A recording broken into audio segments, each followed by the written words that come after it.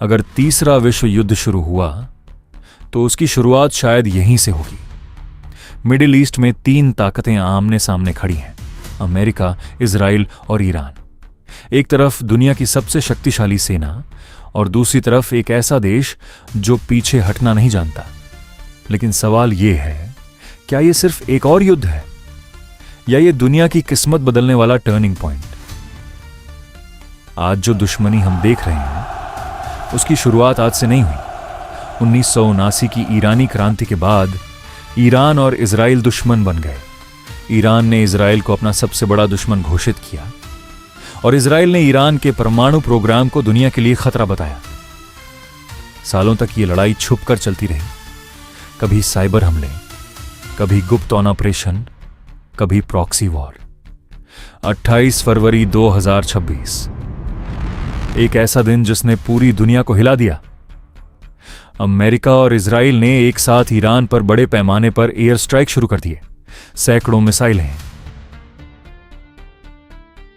दर्जनों शहर और कुछ ही घंटों में पूरा मिडिल ईस्ट युद्ध के मुहाने पर खड़ा था। इन हमलों का लक्ष्य था ईरान का परमाणु प्रोग्राम, उसकी मिसाइल क्षमता और उसके सैन्य ठिकाने। लेकिन ईरान चुप बैठने वाला नहीं था।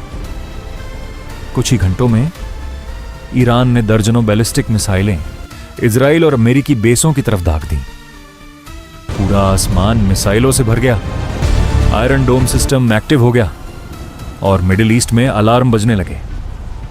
युद्ध अब सिर्फ 2 देशों के बीच नहीं था, यह पूरे क्षेत्र को अपनी आग में खींच रहा था। इस युद्ध का असर सिर्फ मिडिल ईस्ट तक सीमित नहीं रहा। दुनिया की सबसे महत्वपूर्ण तेल supply root straight of Hormuz खतरे में पड़ गई। अगर यह रास्ता बंद हो गया तो दुनिया की 20% तेल सप्लाई रुक सकती है। और यही वजह है कि दुनिया की अर्थव्यवस्था भी इस युद्ध से कांप उठी।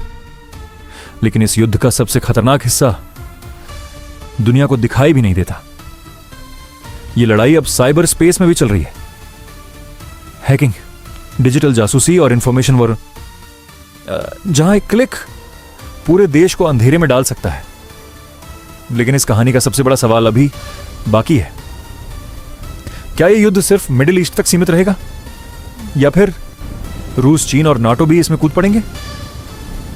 अगर ऐसा हुआ तो यह सिर्फ एक क्षेत्रीय युद्ध नहीं रहेगा, यह बन सकता है तीसरा विश्व युद्ध। और इतिहास गवाह है, दुनिया के सबसे बड़े युद्ध अक्सर एक छोटी चिंगारी से शुरू हुए हैं।